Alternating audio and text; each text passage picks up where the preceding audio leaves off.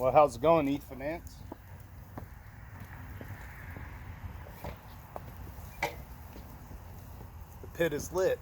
It's been a long 2019. My good God.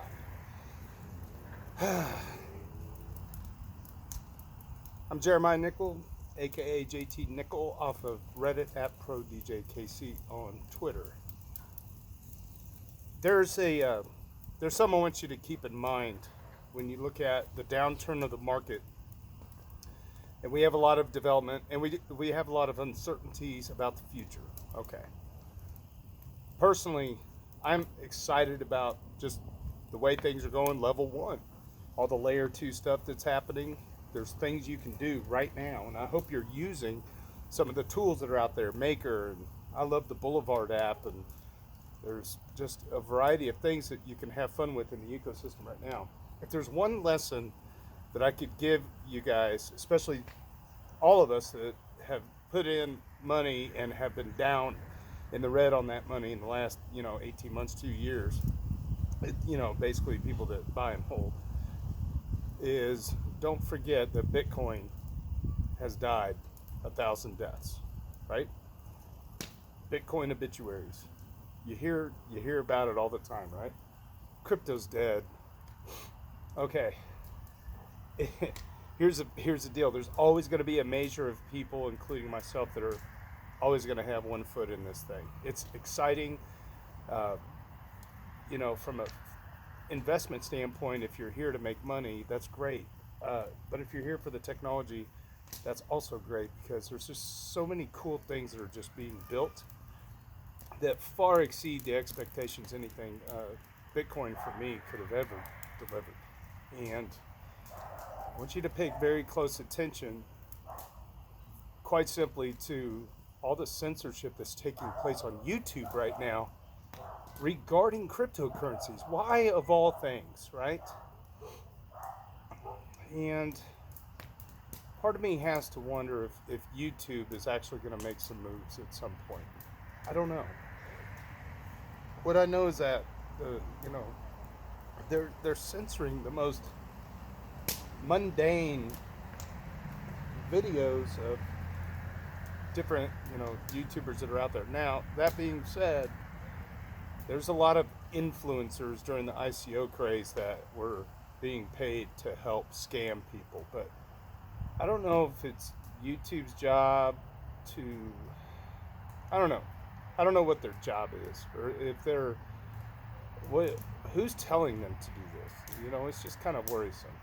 So I think to close out 2019, decentralize everything as much as you can, and do it soon.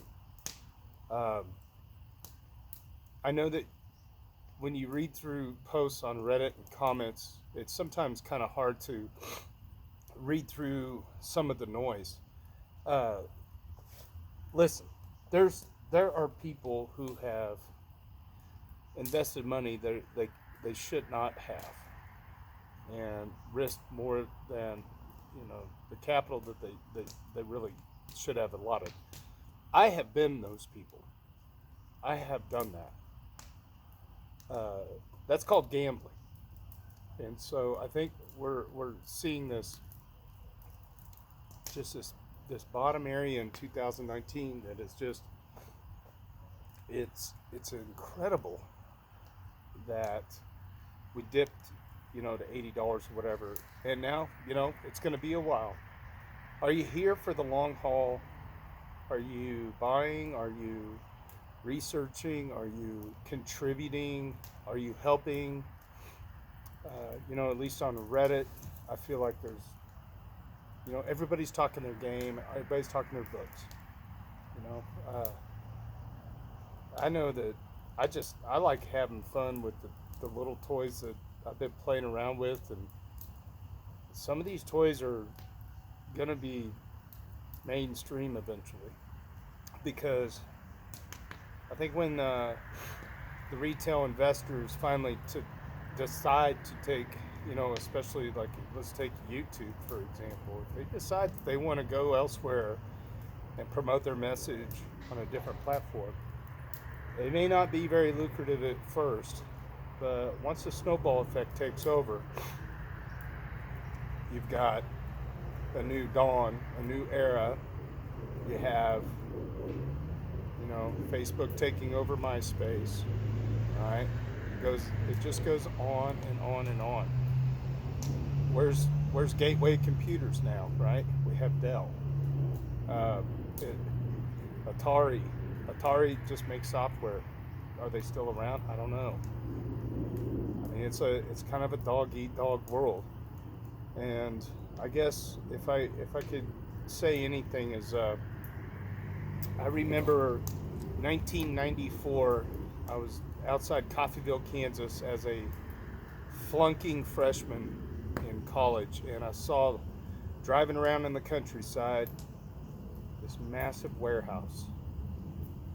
And I thought, man, what an odd thing to have out in the middle of southeast Kansas, economically depressed southeast Kansas, 1994, in this massive warehouse. And it was like it was a warehouse full of used books. Used. I'm like, what the heck? And it said Amazon on the side. And, Amazon took a 90% drop in its early days as well. And I'm not comparing.